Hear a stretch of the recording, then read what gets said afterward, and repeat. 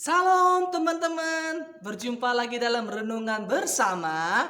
Saya percaya setiap kita punya kabar yang luar biasa karena penyertaan Tuhan Yesus Kristus sampai saat ini selalu ada bagi kita semua. Nah teman-teman, saya ingin membagikan renungan firman Tuhan dengan judul Kita Berharga di Mata Tuhan. Kita berharga di mata Tuhan. Nah, mari kita buka Alkitab kita dalam Matius 10 ayat yang ke-31. Matius 10 ayat yang ke-31. Saya akan bacakan firman Tuhan untuk kita semua. Sebab itu janganlah kamu takut, karena kamu lebih berharga daripada banyak burung pipit. Sebab itu janganlah kamu takut, karena kamu lebih berharga daripada banyak burung pipit. Kata berharga memiliki arti bernilai, mahal dan penting. Sehingga kehidupan kita, teman-teman, pribadi kita itu berharga di mata Tuhan. Karena kita diciptakan Tuhan dengan nilai yang luar biasa dan sangat penting dan mahal. Makanya hidup kita, pribadi kita itu berharga di hadapan Tuhan. Kita berharga di mata Tuhan. Nah, ada banyak alasan kenapa kita berharga di mata Tuhan. Tapi yang ingin saya bagikan 3 alasan teman-teman kita berharga di mata Tuhan. Alasan yang pertama kenapa kita berharga di mata Tuhan, yaitu karena kita diciptakan segambar dan serupa dengannya. Itu alasan pertama, karena kita diciptakan segambar dan serupa dengannya. Dalam Kejadian 1 ayat 26 sampai 27, firman Tuhan katakan, "Berfirmanlah Allah, baiklah kita menjadikan manusia menurut gambar dan rupa kita, supaya mereka berkuasa atas ikan-ikan di laut dan burung-burung di udara, dan atas ternak dan atas seluruh bumi, dan atas segala binatang melata yang merayap di bumi." Maka Allah menciptakan manusia itu menurut gambarnya.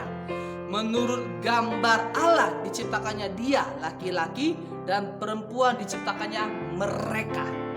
Karena kita diciptakan segambar dan serupa dengan Allah, otomatis kita harus pelihara, kita harus jaga, dan kita rawat tubuh kita, hidup kita dengan sesuatu yang baik. Karena kita bertanggung jawab atas hidup kita kepada Tuhan.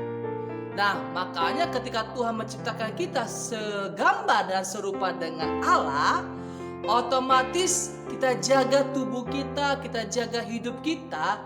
Jangan sampai kita merusak tubuh kita, hidup kita, pribadi kita dengan sesuatu yang tidak baik.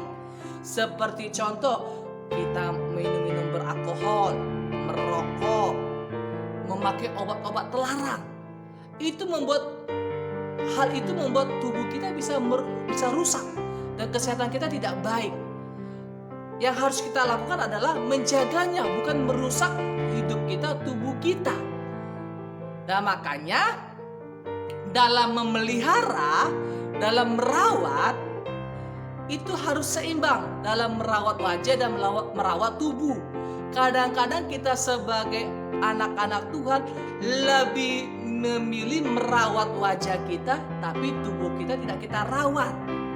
Nah, makanya harus seimbang. Kenapa saya bilang seimbang? Jangan sampai kita memakai peralatan make up yang mahal untuk wajah, tapi buat tubuh kita tidak memberikan makanan yang sehat, yang tidak bergizi. Itu salah. Tapi biarlah hidup kita dalam merawat tubuh dan wajah kita itu harus seimbang dan sesuai dengan keuangan kita. Jangan sampai keuangan kita cukup buat hidup kita, kita paksakan untuk hanya merawat wajah kita. Tapi biarlah berkat yang ada dalam hidup kita, kita pergunakan dengan baik sesuai dengan kebutuhan kita.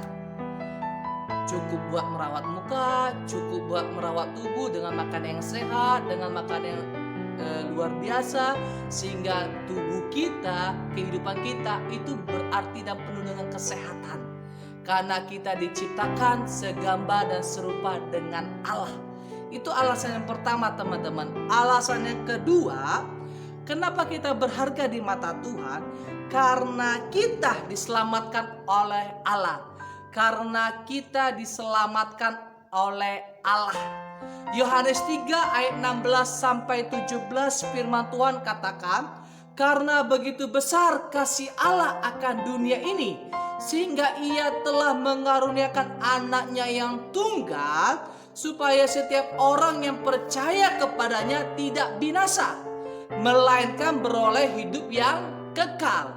Sebab Allah mengutus anaknya ke dalam dunia bukan untuk menghakimi dunia, melainkan untuk menyelamatkannya oleh Dia.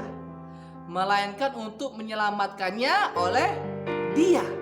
Nah, yang harus kita ingat teman-teman, bahwa hidup kita ini berharga di mata Tuhan, dan kita tahu bahwa Tuhan sudah menyelamatkan hidup kita daripada dosa dengan Dia mati di kayu salib.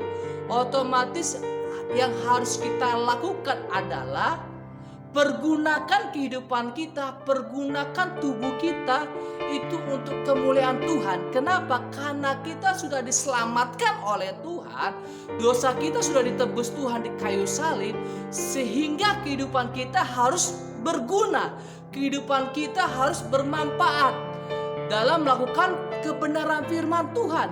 Karena kita sudah diselamatkan, otomatis hidup kita harus hidup dalam kebenaran. Tubuh kita pakai untuk menjadi berkat dan menjadi saksi bagi sesama kita. Dan makanya ayo pergunakan hidup kita, pergunakan tubuh kita dalam melakukan kebenaran firman Tuhan, di dalam kasih dan di dalam pengampunan Tuhan Yesus Kristus. Supaya apa? Kehidupan kita bisa menjadi saksi dan menjadi berkat bagi banyak orang. Karena kita tahu kita sudah diselamatkan oleh Tuhan, otomatis kita pergunakan waktu kita, hidup kita untuk kemuliaan Tuhan dalam kasih dan pengampunan di dalam Yesus Kristus kepada sesama kita. Karena kita berharga di mata Tuhan, maka Tuhan selamatkan kita. Itu alasan yang kedua teman-teman. Alasan yang ketiga, kenapa kita berharga di mata Tuhan? Karena kita diberikan Roh Kudus.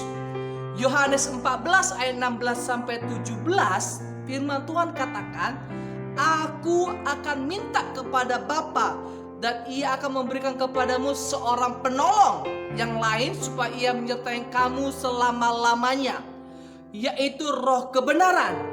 Dunia tidak dapat menerima Dia, sebab dunia tidak melihat Dia dan tidak mengenal Dia. Tetapi kamu mengenal Dia, sebab Ia menyertai kamu dan akan diam di dalam kamu.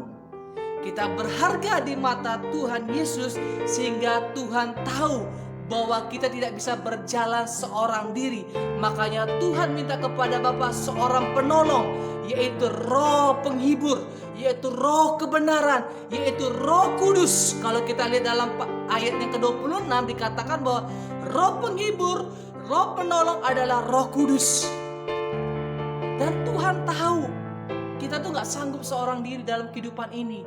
Tuhan memberikan kepada kita, yaitu Roh Kudus yang ada di dalam hati kita, di dalam hidup kita, untuk mengajar, untuk mengingatkan, dan untuk membimbing kita hidup di dalam kebenaran firman Tuhan. Dan makanya jangan kita sia-siakan teman-teman kehidupan kita. Kita ini berharga di mata Tuhan. Kalau Tuhan katakan bahwa kita berharga di mata Tuhan, otomatis kita harus pakai hidup kita dengan kita jaga, kita pelihara, dan kita pergunakan hidup kita, tubuh kita untuk kemuliaan Tuhan. Jangan sampai kita rusak hidup kita, tubuh kita dengan sesuatu yang tidak baik. Tapi biarlah hari ini teman-teman yang saya katakan, kita berharga di mata Tuhan. Oleh sebab itu jangan pernah putus asa, jangan pernah menyerah. Apapun yang terjadi dalam kehidupan kita saat ini teman-teman, selalu bersyukur. Karena kita berharga di mata Tuhan, Tuhan mau pakai setiap kehidupan kita untuk menjadi saksi, untuk menjadi berkat bagi banyak orang. Amin teman-teman. Nah, demikian firman Tuhan yang bisa saya bagikan teman-teman. Biarlah firman Tuhan ini bisa menjadi berkat bagi saya pribadi dan bagi kita semua, untuk kita tetap hidup di dalam firman Tuhan, di dalam kebenaran firman Tuhan, supaya kehidupan kita bisa menjadi saksi, bisa menjadi garam dan terang dunia bagi sesama kita. Terima kasih teman-teman. Saya ucapkan Tuhan Yesus memberkati.